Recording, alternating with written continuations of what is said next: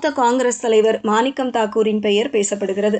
தமிழக அரசியல் சூழலை நன்கு அறிந்தவராகவும் டெல்லி மேலிடத்துடன் நெருங்கிய தொடர்பு கொண்டவராகவும் அவர் பார்க்கப்படுகிறார். திமுகவுடன் ஏற்பட்ட கருத்து வேறுபாடுகளை வெளிப்படையாக பேசியவர் என்பதால் தற்போதைய சூழலில் அவருக்கு வாய்ப்பு அதிகம் இருக்கலாம் என்ற கருத்தும் நிலவுகிறது. மூன்றாவதாக, அரசியல் வியூக நிபுணராக அறியப்படும் பிரவீன் சக்கரவர்த்தியின் பெயர் அடிபடுகிறது. தேசிய அளவில் காங்கிரஸ் தலைமையுடன் நெருக்கமாக செயல்பட்டு வரும் அவர் தமிழக அரசியலில் புதிய தலைமுறையை முன்னிறுத்தும் முயற்சியின் ஒரு பகுதியாக கருதப்படுகிறார்.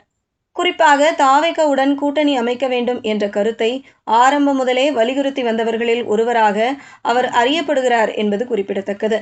தற்போதைய அரசியல் சூழலில் காங்கிரஸ் கட்சியும் இளைஞர்களை நோக்கி நகரும் அறிகுறிகள் தென்படுகின்றன.